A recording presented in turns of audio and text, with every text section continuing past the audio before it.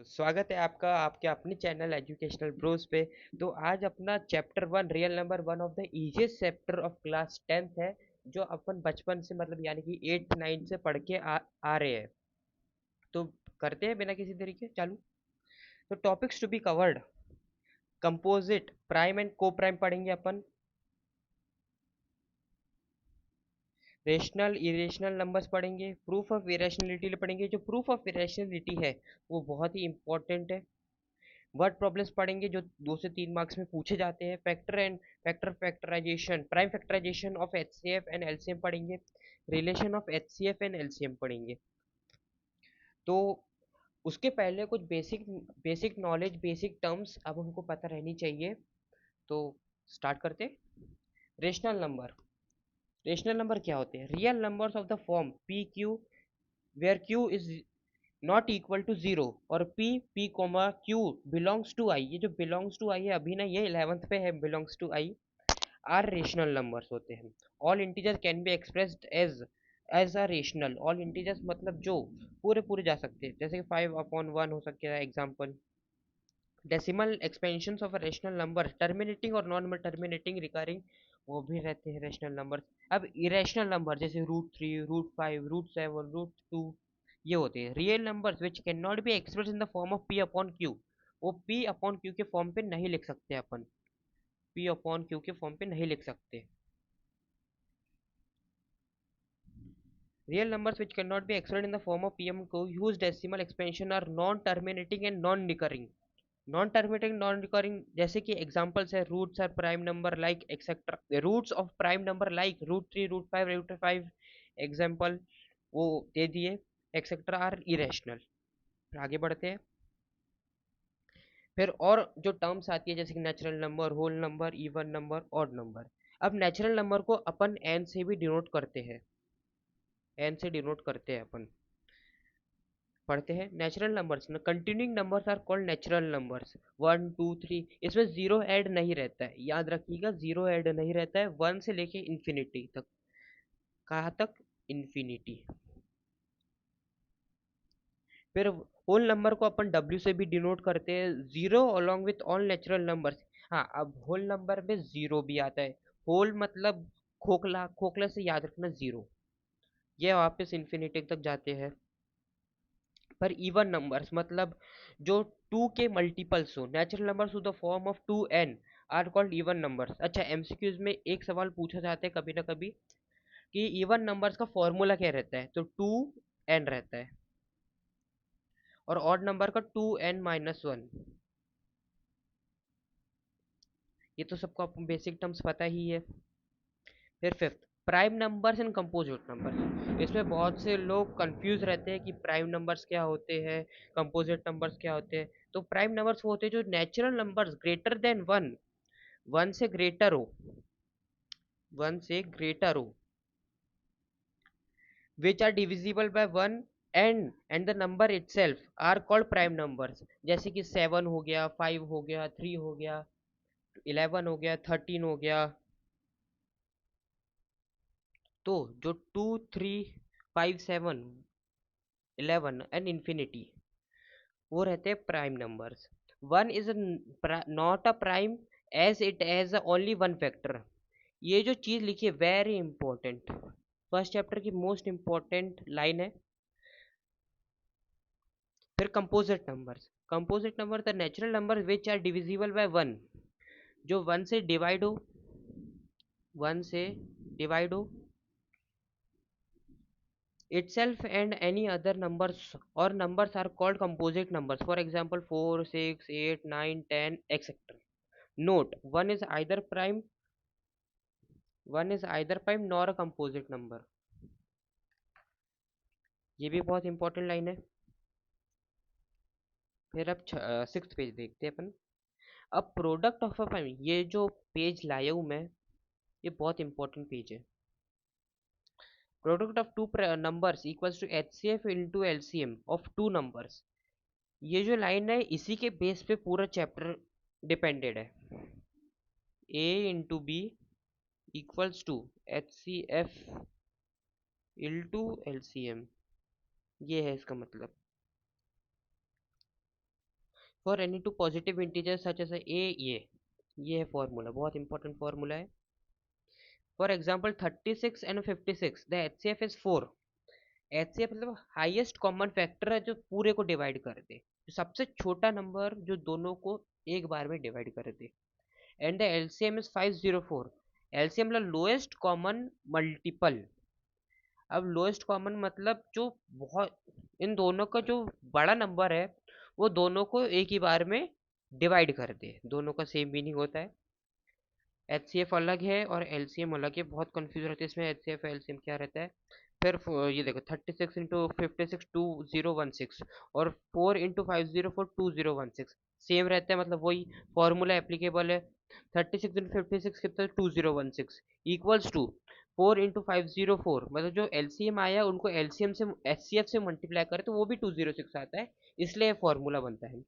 Let us consider another example, या another example छोटा example है, आप देख लीजिएगा।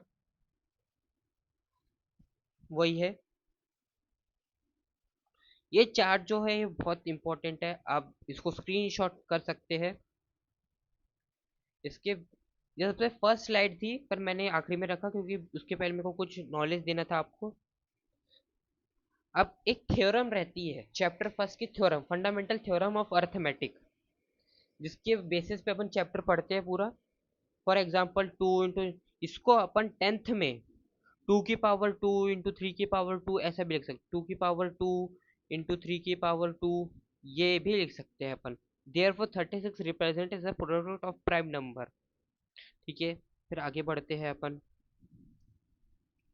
अब methods of finding LCM. LCM मतलब लोएस्ट कॉमन मल्टीपल होता है, बार बार वही, to find the least common multiple of 36 and 56। वही सेम एग्जांपल दिए, 36 के पूरे प्राइम फैक्टर, इसमें टेंथ में अपन को प्राइम फैक्टराइजेशन मतलब जो वन और इटसेल्फ से ही डिवाइड हो वैसे नंबर से डिवाइड करना पड़ता है। अब यहाँ पे 4 से अपन डिवाइड नहीं कर सकते, 9 से अपन डिवाइड नहीं कर सकते, 4 को अपन को 2 इंटू 2 में ब्रेक करना पड़ेगा, 3 को अपन को 3 इंटू 3 में, 9 को अपन को 3 इंटू 3 में ब्रेक करना पड़ेगा, जिसको और अपन 2 की पावर 2 इंटू 3 की पावर 2 भी लिख सकते हैं टेंथ में। इसको भी 2 की पावर 7 और 2 की पावर 2 इंटू 2 की पावर 3 है, 2 की पावर 3 इंटू 7 की पावर 1, अगर कुछ नहीं तो 1 भी लिखते हैं। और यहाँ पे कुछ नहीं है, यहाँ पे 3 नहीं है तो 3 की पावर 0 भी लिख सकते हैं। एंड सेकेंड पॉइंट ये बोलता है the common prime factors are 2 into 2, इसके दोनों में जो कॉमन आ रहा है 2 इंटू 2 मतलब 2 की पावर 2 आ रही है, मतलब 4 आ रहा है। The uncommon prime factors are 3 into 3।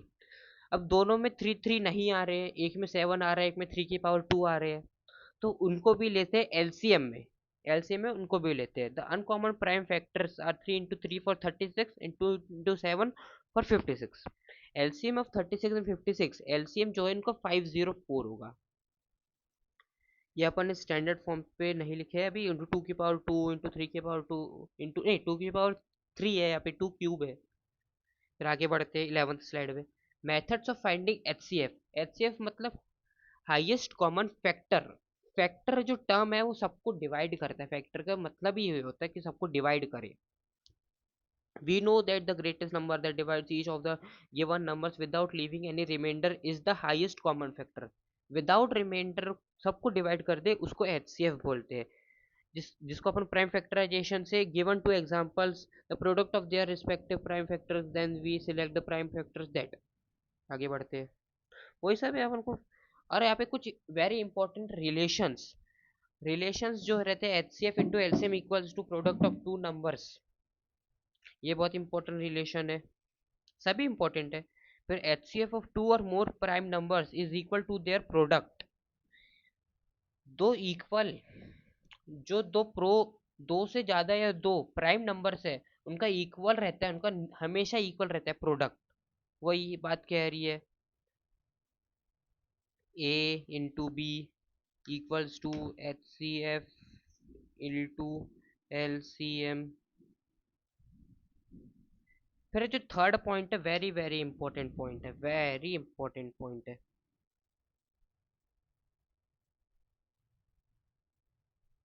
So much important. HCF of a two number or more than two number is always one. अब अपन को जैसे कि 3, 5 और 7, इसमें अपन को HCF निकालना है, तो इसमें कोई HCF दिख नहीं रहा, तो सब में इंटू वन हमेशा रहता है, ये इतना ध्यान रखिएगा आप। फिर अब यही वो इम्पोर्टेंट रिलेशनशिप आ गए। अब ये जो एलसीएम ए बी सी जो है, ये शायद मेरे ख्याल से कट ऑफ है 10th में, तभी भी आप पढ़ लीजिएगा, आगे जाके काम आएगा ही ना भाई। ये जैसे अपन 2 का देखते हैं, वैसे 3 के H C F into L C M equals to ये LCM of fraction and LCM of numerator upon HCF of denominator. ये बहुत से वर्ड प्रॉब्लम में काम आता है ये दोनों चीज, आप देख लीजिएगा। अब बढ़ते हैं क्वेश्चंस की ओर। अब जो ये क्वेश्चन आपकी स्क्रीन के ऊपर फर्स्ट क्वेश्चन दिख रहा है, जिसमें मैंने स्टार भी मार्क किया हूँ, वो बहुत इंपॉर्टेंट क्वेश्चन है, सैम्पल पेपर में भी आया था। और ना ये जो क्वेश्चन है 2-3 मार्कर में आता ही आता है।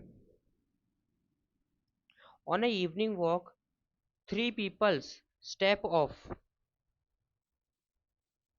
together and their step measure 40, 42 and 45। अब यहाँ पे देखने वाली बात है कि अपन को एलसीएम निकालना है कि एचसीएफ निकालना है। पूरा क्वेश्चन ध्यान से पढ़िए। And 45 centimetre respectively, how much minimum distance.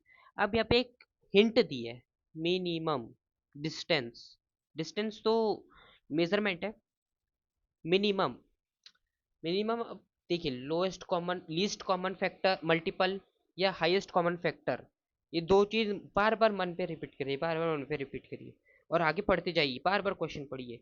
Each should cover so that each can cover the same distance in complete steps. दोनों कितना सब तीनों कितना डिस्टेंस चलेंगे कि वो सबका कॉमन निकले। तो आप समझ में आ रहा है क्या करना है, एलसीएम लेना है।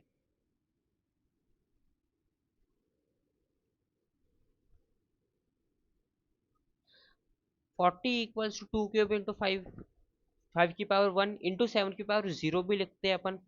42 की प्राइम फैक्टराइजेशन 2 की पावर 1 इंटू 3 की पावर 1 इंटू 7 की पावर 1।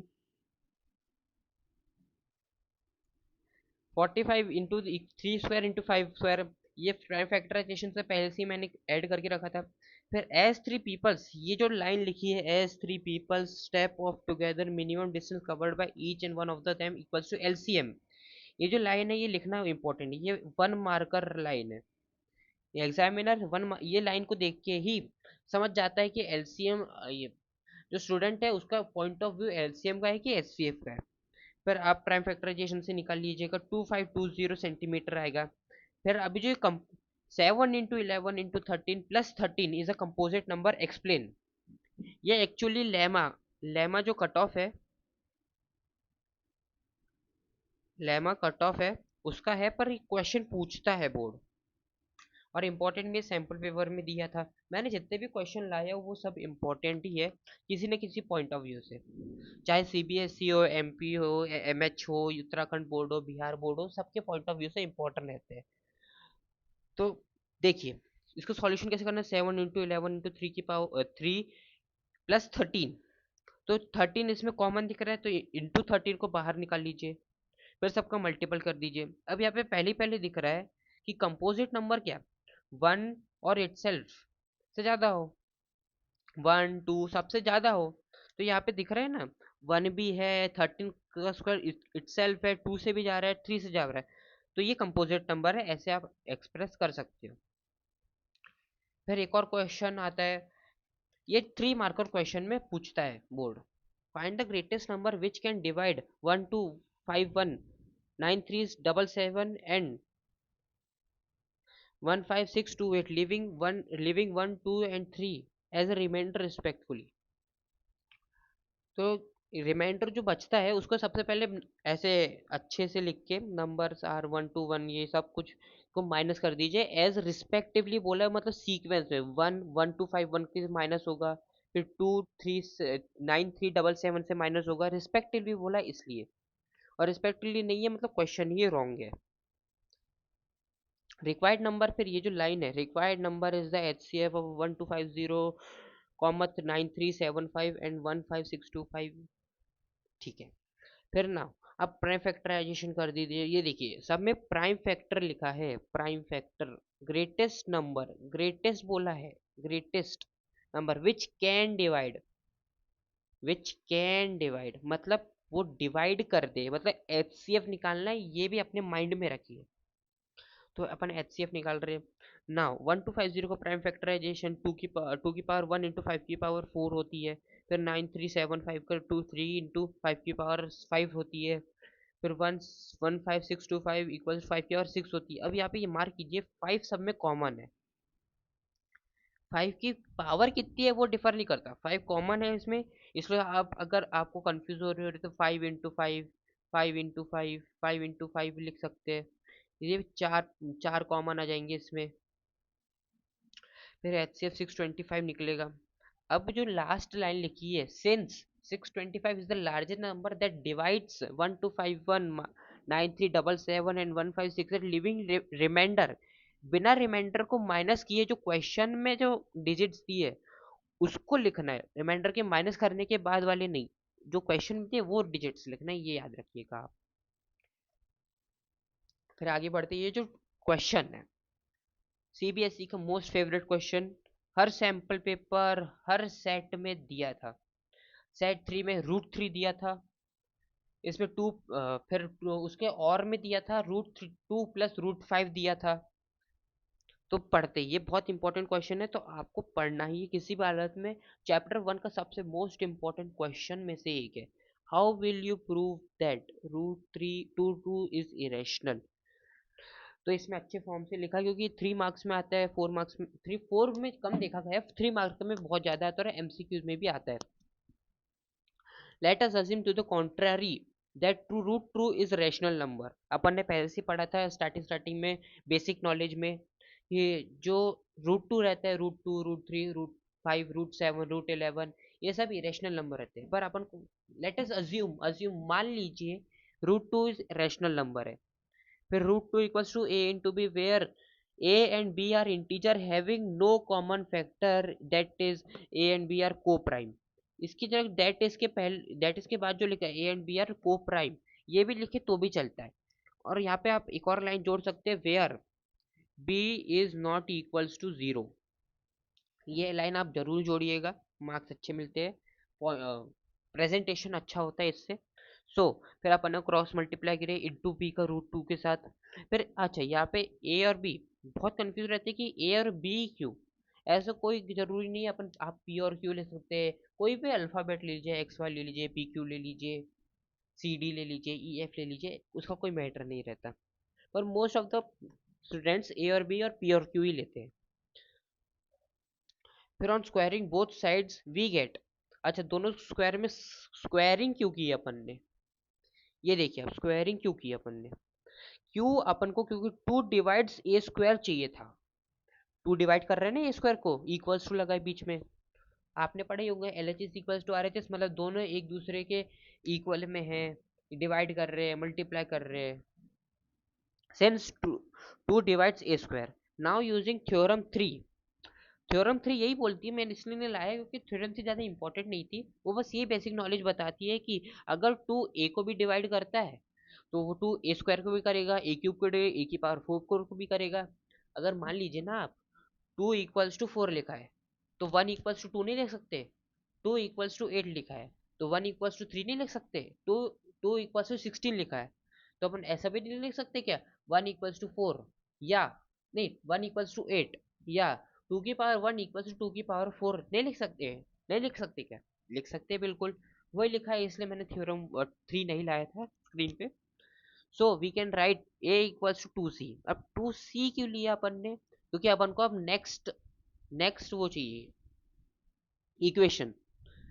अब अगेन भी स्क्वायरिंग बोथ साइड वापस वही करेंगे, तो बी स्क्वायर इक्वल्स टू सी, अब देख रहे हैं कि ए की जगह बी आ गया है, ए सी आ गया है, तो अपन को ये दिख रहा है कि this means 2 divides b square, therefore 2 also divides b, again using theorem 3 with help of a equals to 2, therefore a and b have at least 2 as a common factor, but this is a contradict fact, ये contradict मतलब अचंभव fact है।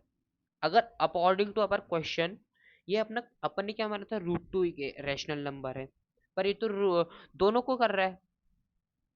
तो this is the contradict fact has arisen because of a wrong assumption. अपन ने assume किया जो wrong है, क्या है, wrong, that's root two is a rational, so we conclude. ये जो लास्ट लास्ट की लाइन है, बट दिस कॉन्ट्राडिक्ट है वो common factor, this contradict has, so we conclude that root two is rational. ये लिखना बहुत इंपॉर्टेंट है, लास्ट लास्ट में लिखते हैं तो मार्क्स मिलते हैं अच्छे से। आगे बढ़ते हैं अपन। अच्छा, उसी का ही सिमिलर क्वेश्चन है जो 3 मार्क्स में और में आता है। अगर रूट टू नहीं आए तो ये आता है, ये कंफर्म। पर रूट टू की ज्यादा चांसेस रहते हैं, रूट 3 रूट 5 ऐसे चांसेस रहते हैं, और में ये देते हैं हमेशा। Prove that 3 + √2 √5 is irrational. Same method है और कुछ नहीं करना उसमें। Let us assume to the contradict that √3 + 5 is a rational number, वही करना है। दैट इज ये लाइन लिखना बहुत कंपलसरी है। मैंने लास्ट स्लाइड में बताया था कि ये b = 0 लिखना अच्छा रहता है, तो वही मैंने इधर भी लाया, b = 0, a b does not equals to, sorry, such that 3 + 2 √5 = a × b, a/b, फिर b को मल्टीप्लाई कर देंगे, 3 को उधर कर देंगे, यही सब रहता है सेम से। ए बी आर इंटीजर्स, दस वही सेम है सब, बस लास्ट लास्ट में थोड़ा चेंज रहता है। यहाँ पे अपन को लिखना है since 1/2 a b - 3 is a rational number and therefore √5 should be a should also be a rational number. भाई रैशनल इक्वल्स टू इरेशनल होता है क्या? कभी नहीं होता ना। तो अपना वही असम्पशन रॉन्ग है, this is a contradict fact. Here we conclude that √3 + √2 5 is irrational. ये हो गया। आगे बढ़ते हैं अपन।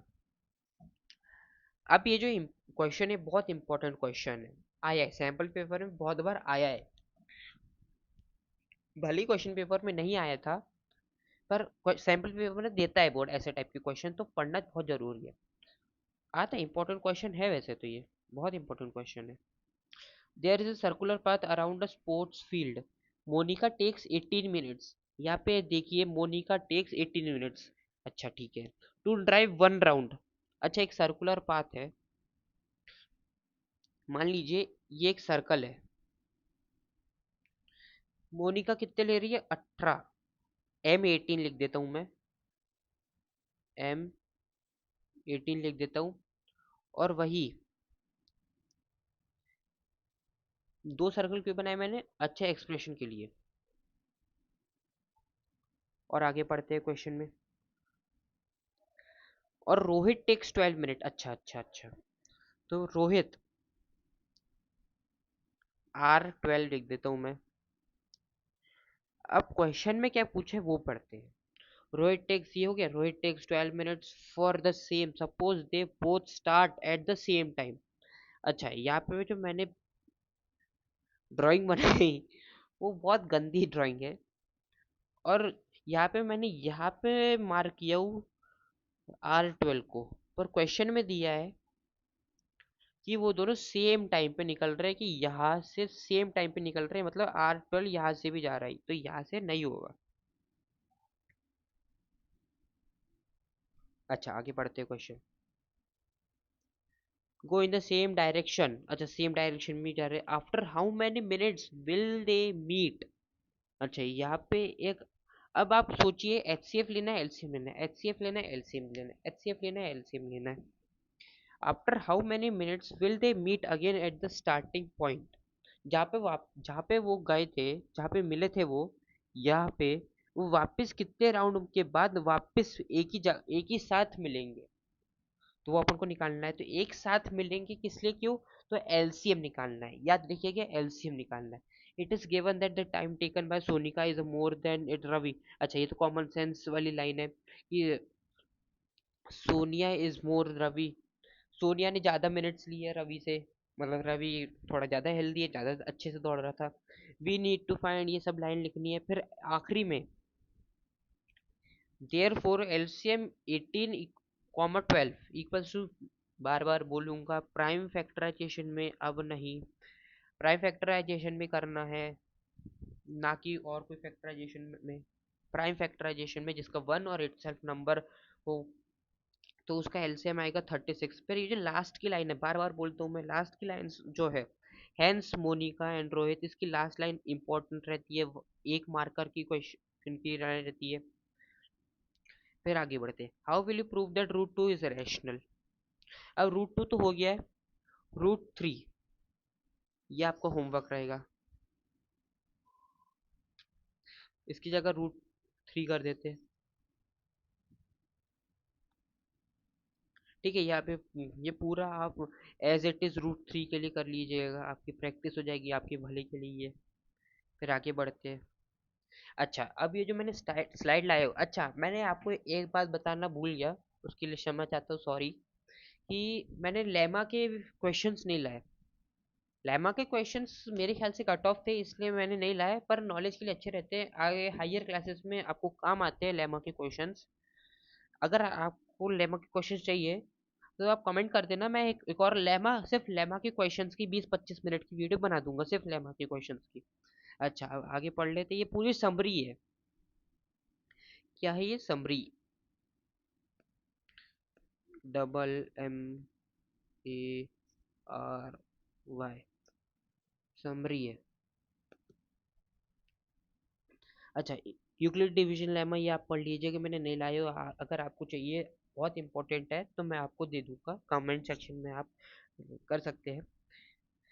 फिर ये सब तो आपको पता ही है, any rational is non terminating and non recurring.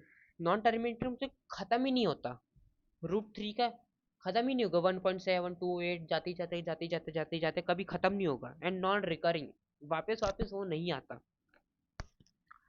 चलो ये हो गया। फिर फंडामेंटल थ्योरम आपने पहली पहली पढ़ ली थी कुछ देर पहले। फिर हाईएस्ट कॉमन फैक्टर को एचसीएफ बोलते हैं, फिर उसका फॉर्मूला, ये फॉर्मूला इंपॉर्टेंट रहता है, पहले ही बता चुका हूँ मैं। फिर एनी रेशनल नंबर तो हो गया है, हो गया है। The rational number are the number which can express in the form of p upon Q.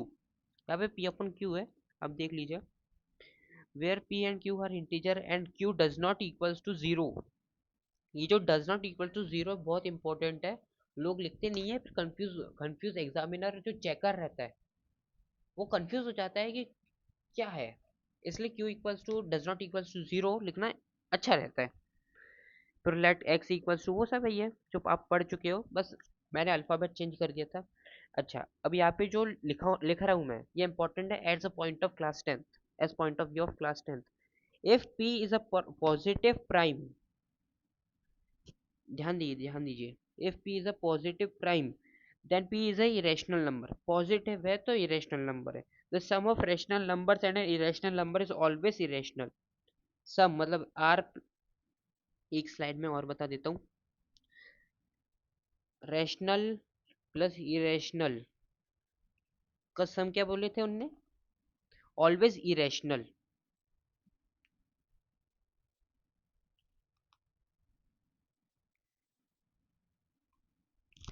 फिर the product of non zero, the product of non-zero rational numbers and irrational numbers is always irrational. If a and b an irrational number, then a plus root b is also irrational number. ठीक है, फिर आगे बढ़ते हैं। फिर एक और word problem आता है, an army contingent contingent of 616 members is to march behind an army band of 32 members। अच्छा, कंफ्यूजिंग क्वेश्चन है, कंफ्यूजिंग क्वेश्चन है, ये एक लेमा का क्वेश्चन लाया था मैंने, एक अगर आपको चाहिए था इसलिए मैंने ला लिया एक क्वेश्चन। पढ़ते हैं, number of members in army contingent equal to 616, numbers of members in army band equal to 32। अच्छा, ये लाइन लिखिए जो इंपॉर्टेंट वाली लाइंस थी। If two groups have to march in the same number of columns. अच्छा, एक और page add करते हैं अपन, एक आर्मी है, कॉलम्स है, टोटल 616 है, कितने बोल रहे हैं वो? आर्मी बैंड के पीछे 32 मेंबर चल सकते हैं, कितने? 32। तो कितने कॉलम ऐसे रहेंगे जहाँ पे सेम चलेंगे, ये पूछा है। तो फिर लेमा से पता है कैन मार, कितने group, sorry, way what is the maximum number. अच्छा हाँ हाँ हाँ, यहाँ पे कंफ्यूज होते हैं। मैक्सिमम बोला है मतलब एलसीएम लगा देते हैं। What is the maximum number of columns in which they can march. ठीक है, तो वही सब लेमा लगा के। अच्छा, लेमा में क्या होता है, मतलब 32 तो अपना पूरे पूरे जा ही रहा है, तो उसको +0 लगा दो। और 32 को जो है वो 616 से डिवाइड करो। तो 32 इंटू 19, 32 19 सा आता है +8, मतलब 616 को कंप्लीट करने के लिए +8 लगता है। ये है बस लेमा, और कुछ नहीं है लेमा। बस फिर H C F equals to लिख दो, एच सी एफ निकल जाएगा। ये वही हो चुका है, पूरे बता दिया हूं मैंने।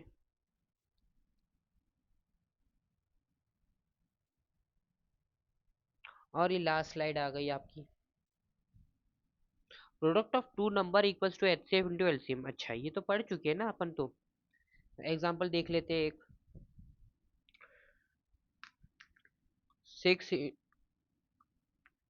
6 इंटू 5 इक्वल्स टू 30 होता है। यही दिया है 5 इंटू 6। वही वही से सब दिया है, इसलिए ज़्यादा बताने की ज़रूरत नहीं है।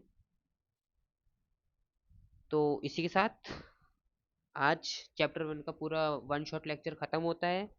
होप है आपको मज़ा आया होगा मेरे साथ, इंजॉय करेंगे होगे, पढ़े होंगे। Stay tune, stay happy, well, stay happy. Thank you.